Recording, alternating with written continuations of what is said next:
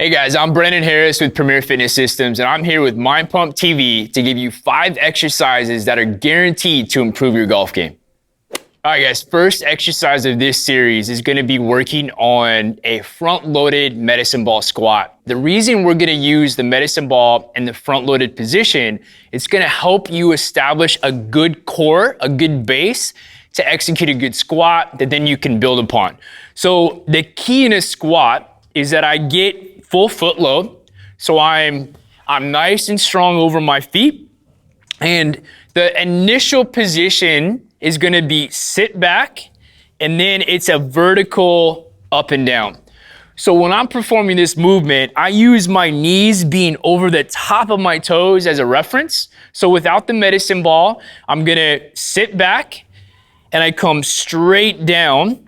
My knees are over the top of my toes, and then I'm gonna drive through. So with the medicine ball, I'm gonna take it in my forearms and I'm gonna reach long. So from the side, right, I'm gonna establish that position. My feet are loaded. There's this little hinge. My core is tight, and then I'm straight down and drive the floor away to come up out of the squat. So again, I'm in this position, I'm strong, there's a hinge, I'm straight down, press through the floor and drive. What we're looking for is not overextending in the position. So the medicine ball in the front position helps establish this good, strong core so that we can execute the movement. All right guys, second exercise in this series is going to be a elevated hamstring bridge. In this example, we're using the bench. You could use a box, really anything that's elevated at about a 90-degree at your knees. So I'm gonna go ahead and lay down, and I'm gonna get my heels up on the bench. And you can see I've got this 90-degree angle right at my knee. Initially, I wanna press my back into the ground. So I'm gonna get rid of any arch. I'm gonna press my back into the ground. I wanna sense my hamstrings, feel my hamstrings. From that position, I'm gonna bridge up, imagining I'm pulling the bench to the ground.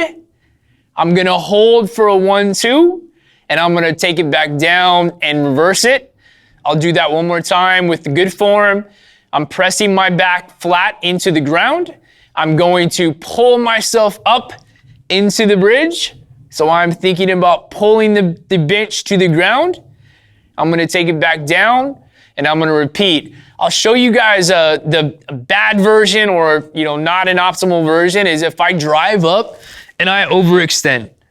So I wanna stay out of that overextension, because overextension is going to rob you of rotation. And as a golfer, rotation is paramount.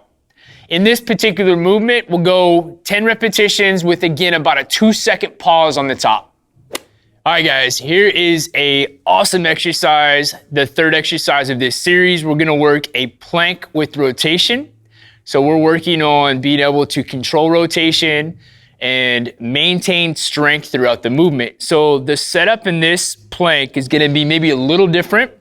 I'm gonna get into this position with my forearms down. So I'm gonna stack my left elbow underneath my left shoulder. My hand is on the ground. My right forearm is on the ground as well. And I'm in this good base position. I'm nice and neutral. I'm gonna pick my left hand off the ground, and I'm gonna control, take it to my back, elbow, shoulder, eyes, head, hips, strong in this position. I'm gonna control it down, back to the starting position, take the hand away, bring it down, and reverse it on the other side. So right hand comes up, behind the back, start the rotation, open up, control it down, place it back, and repeat.